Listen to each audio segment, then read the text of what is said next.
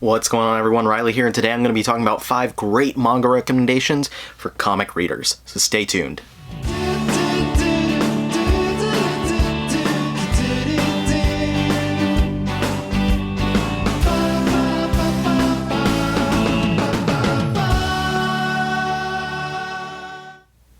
Alrighty, y'all. Now, before we get started on the actual topic today, I wanted to just do the usual shout-outs. Number 1, to my Patreon subscribers. Thank you all for helping me to make this channel the best that it can be. If you enjoy what I'm doing on this channel and would like to support me, there's going to be a link down below to the Patreon. You can go there and become part of our Patreon family and help me to make this channel better. I've got exclusive video content and behind-the-scenes stuff for all of my videos. This week I'll be uploading an exclusive review video for the new manga series Kaiju number 8. So check that out and you'll get access to videos like that and others. As well, gotta plug the other channel, the Omnibus Collectors Network, where I join several other awesome YouTubers to talk about manga, anime, comics, movies, TV shows, video games, all kinds of cool stuff.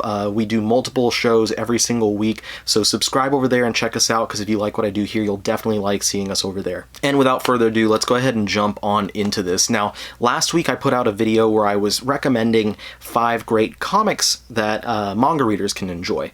And in that video, I kind of discussed the difference between the two media and tried to pinpoint exactly what it was about comics that winds up turning off manga readers from trying to read in that medium.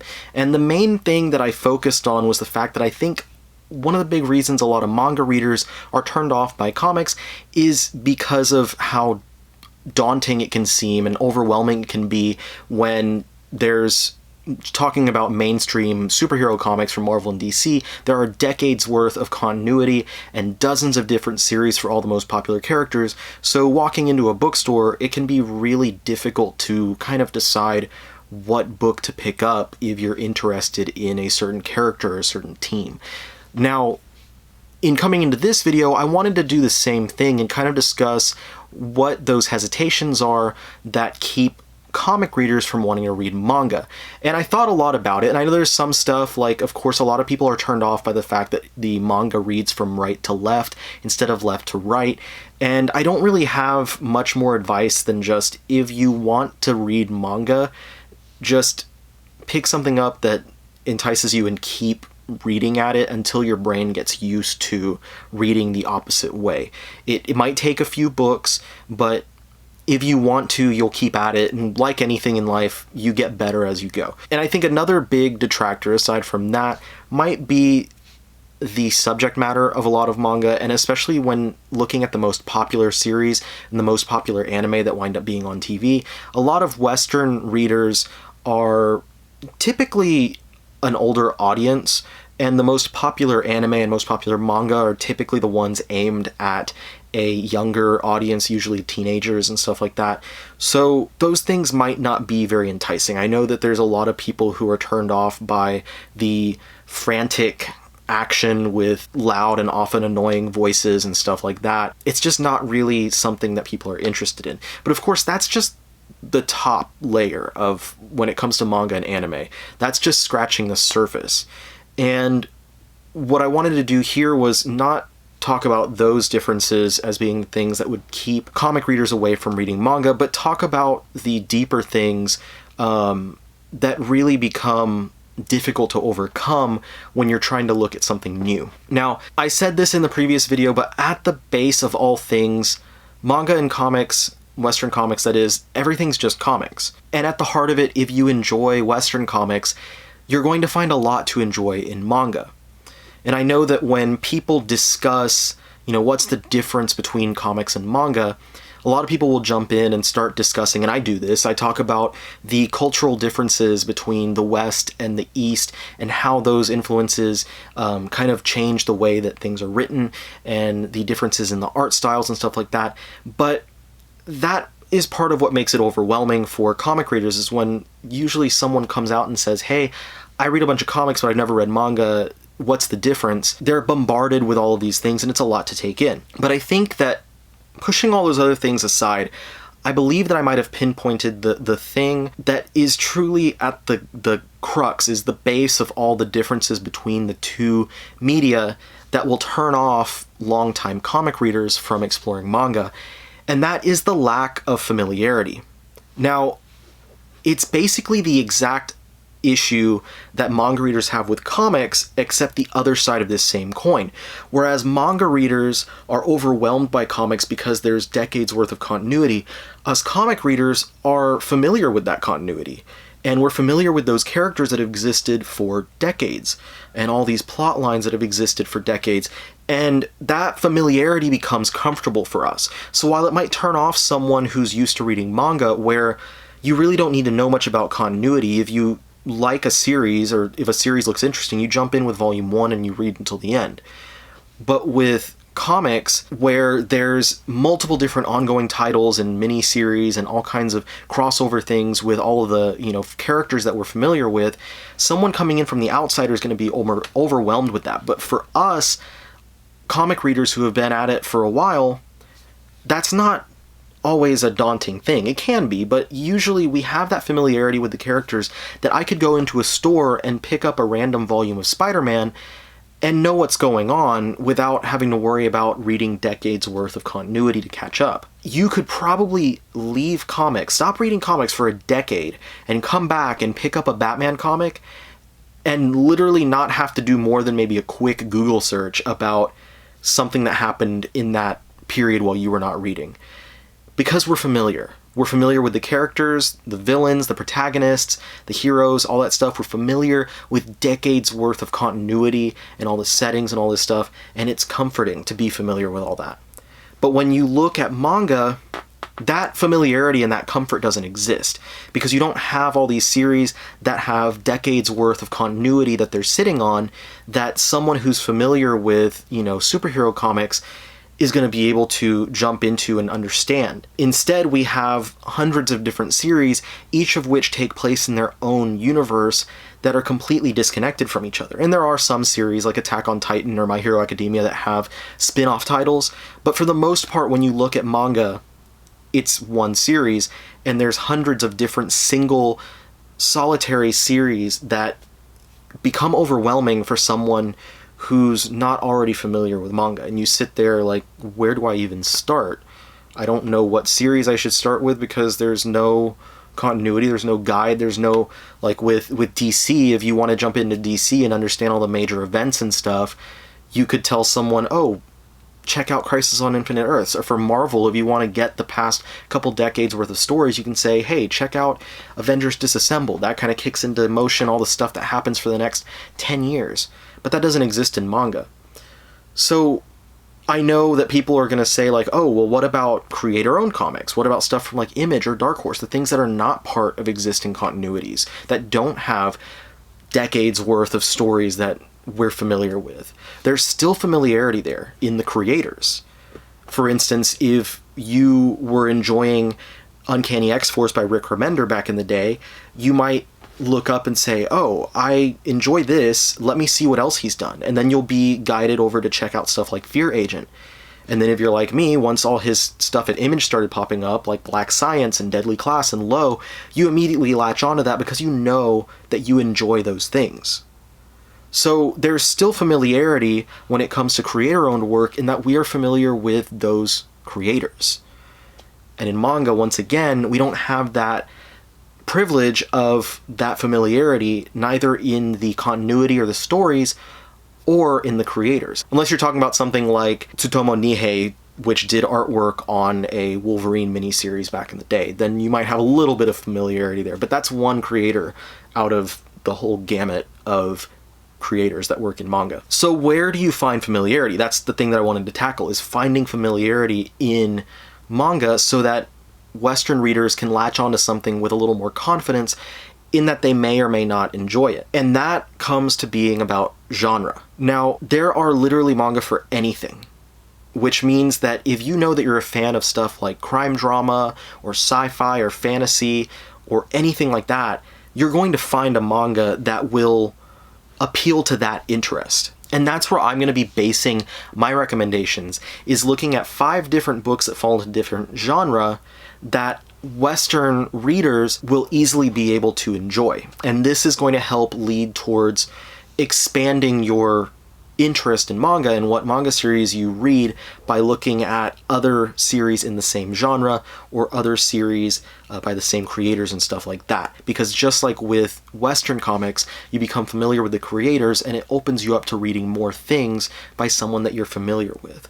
So let's start getting into the recommendations. All right, now my first recommendation is for something that's kind of a cinematic action style piece that I believe would appeal to people who are fans of superhero books, and if you're a fan of the superhero movies and stuff like that. And that is Hiroya Oku's Inuyashiki. Now, Oku is a lot more popular for his series Gantz, but Gantz is a much longer series and currently a lot of it's out of print, so I wanted to pick something that was a lot more concise in that it's only a 10-volume book. All 10 volumes, I believe, are still in print and easy to get. Each one has a cover price of $12.99, but you can get them easily for 30% plus off of cover price. So the series focuses on this old man, Mr. Inuyashiki, on the cover there, and he's got really nothing going on for him. He's living a normal, boring life. He works, he goes home, he has wife and kids, he has a dog, and he just kind of goes through the motions. And one day he's out walking his dog, and some weird event happens while he's in the park, and he just kind of blacks out. And when he comes to, he starts walking around, and he realizes eventually that he has developed the ability to fly.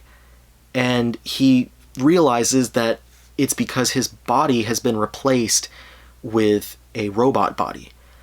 So this old man all of a sudden has to deal with the fact that he's no longer a human. And this is where the series starts to do a lot of what I really loved about it, which is it begins to ask questions about what it means to really be human, and also begins to look a lot at morality.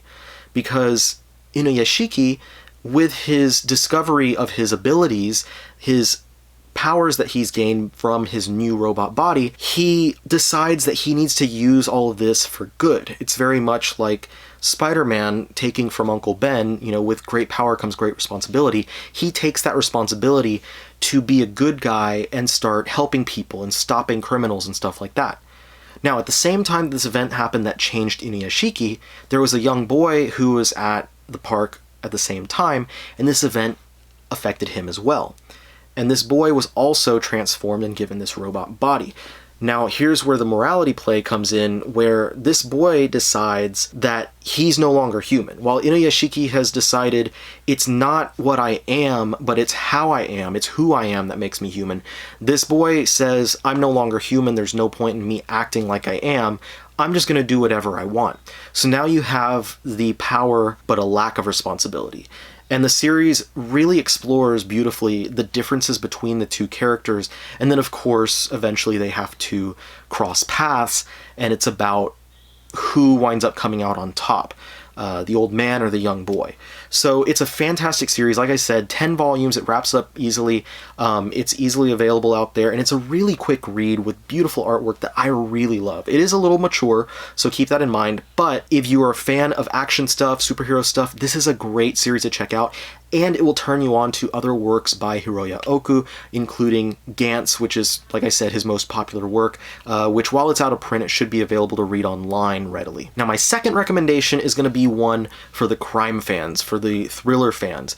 If you are a fan of reading stuff by Ed Brubaker, like the Criminal series, or Greg Rucka, like much of his kind of crime noir type books, then this is one for you. And this is one called Pluto by Naoki Urasawa. Now, Urasawa is a pretty prolific writer. He's done a lot of great, really well-known titles, such as Monster and 20th Century Boys. But Pluto is another title of his which I absolutely love, and part of why I love it is much like Inuyashiki, it's a much shorter title. It's only 8 volumes, same price, about $12.99 per volume. They're all available readily in print, but it's a very concise story. The story is a retelling of a classic Astro Boy tale, the greatest robot on Earth. And basically what happens in this story is that there are mysterious robot murders that are happening, and someone is taking out all of the greatest robots that exist on the planet one by one. And the story follows another robot who is a police robot. He is investigating these murders and trying to find out what's going on here. Who is it that's doing this and why are they doing it? So across these 8 volumes, we see this mystery unfold, and along the way we get great character work, great looks, again, at the idea of humanity, like what we were talking about back with Inuyashiki. Just question about, is the main character or any of these other robots any less human than someone because they're made of flesh and blood? Or is it all about who you are and your soul and you know, what you do with your life that makes you human? It's such a well-crafted story, and I think, again, this is one that will open the doors to someone to read more by Orsawa. So going from Pluto, a much more concise story, you then open the door to reading stuff like Monster and like 20th Century Boys, which are much longer titles. And it's also honestly one of my top 10 favorite manga series of all time, especially when considering completed series. This one is just so well done, so perfectly put together in a way that is so calculated. There's no empty space, I guess. Nothing that I feel like, oh man, this was good, but they could have trimmed the fat by cutting off these chapters or leaving out this volume or something like that.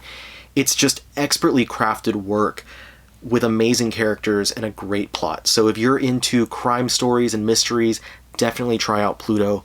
It is fantastic work. All right, and for the next one, I've got a great series for the sci-fi fans. If you're a fan of sci-fi TV, movies, stuff like the heavy metal comics, then this is one that you'll probably wind up wanting to look at, and this is Battle Angel Alita. Now, this is a classic series. It's been around for a while, and it has a couple of spin-offs that have come off from it, but I'm only looking at the primary title. And one of the things I really love about this is the fantastic hardcover editions that came out not too long ago that have the same dimensions of a standard hardcover from a Western comic company.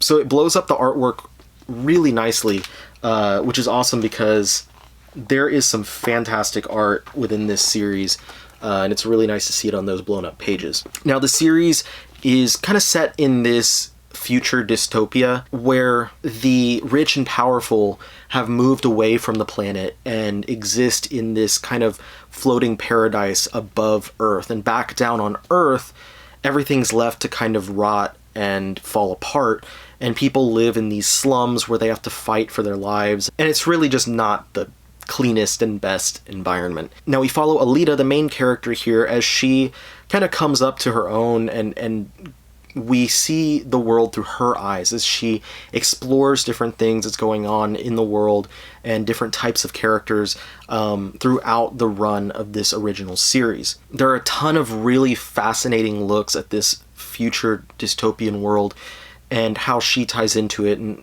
a lot of really just great character work throughout. And of course, like I mentioned, fantastic artwork all the way through this series. Now, there are 5 of these hardcover editions, and I believe all of them are available pretty readily right now. There is a 6th one, but it's a supplemental book with some extra stories that you don't need. If you just want the core of the series, you just need to pick this one up. There are 2 spin-offs, like I mentioned. The first one is Battle Angel Alita Last Order, and the second spin-off is the Mars Chronicles series. But those you also don't need if you don't want to read them. You can just stick to the main series instead. All right, now the next one, this is for horror fans, and this is my favorite series by prolific horror writer Junji Ito, and that is Uzumaki. Uzumaki, which means spiral, is a story that takes place in a Japanese town and follows these characters who basically begin to see spirals wherever they go. If you've seen or know the movie The Number 23 with Jim Carrey, it's that same idea. Where he went, he started seeing the number 23, and it's the same thing. There are spirals appearing throughout their lives. And at first it seems innocuous, and it's just, oh, I noticed there were spirals in the clouds and on this snail and in the plants and stuff like that. But as it goes forward, the spirals begin to overtake their lives more and more until it manifests itself physically by grotesquely transforming people who become infected by these spirals. Now, Junji Ito, like I said, is prolific for his horror work. He's done multiple different series, and all of them are fantastic, but in my opinion, this is probably his best work. Just give an example of some of the interior. The cover pages are beautiful colored work, of his artwork and just give an idea of what the horror of the spirals really means and how it manifests itself. This is a great book. It's a single volume also, so it's not a series that you have to pick up multiple volumes for. It's very easy to jump in and just collect this single volume. And like I said, if you wind up enjoying this, it opens you up to trying more work by Junji Ito. He's got a whole host of different series like Tomie and Gyo. He pretty much has a hardcover anthology collection of his works come out almost once a year in English. And they're all different anthologies that collect a bunch of short stories that are disconnected and stuff, because that's a lot of what he does, is just short horror stories. And there's a lot of really fantastic short stories in those anthologies. So if you like horror anthology stuff like Tales from the Crypt or the comic Ice Cream Man, which I mentioned on a video recently, then this is a creator that you'd want to follow because he has a ton of awesome work like that. And my final recommendation for today, we're heading more into the mainstream with this one. It's kind of a fantasy action series. Definitely one for people who enjoy action and maybe fictional military type stuff, fictional history. If you enjoy fantasy, this is one that you're definitely going to like, and that's Fullmetal Alchemist. So this is the first hardcover edition of the series. This is the longest running one that I have on this list, but it is a completed series. It was 27 volumes originally. They've re-released it in English into 3-in-1 value priced paperback editions. I think each one is like $15. So there's 9 of those. So that's probably the best value if you want to just pick up the story and read it. If you want a nicer edition of it, they're releasing these hardcover editions. There should be, I think, 17 or 18 total. The 10th volume is out right now. I just don't have it with me. But it is a fantastic series. I was just outlining that even though it's longer, there are cheaper methods to track it down so you're not buying 27 volumes of a series. The series follows Edward and his brother Alphonse, who in the beginning of the series lost their mother and want to try and resurrect her using alchemy. Alchemy plays, obviously the title, Fullmetal Alchemist, it plays a big role in this series. They fail at resurrecting her, and Edward loses an arm and a leg, and Alphonse loses his entire body and now exists within an empty suit of armor. So they both wind up studying alchemy and becoming more proficient with it as they try to continue to try and figure out how to get their bodies back and maybe ultimately be able to bring back their mother. So they search for stuff like the Philosopher's Stone. The series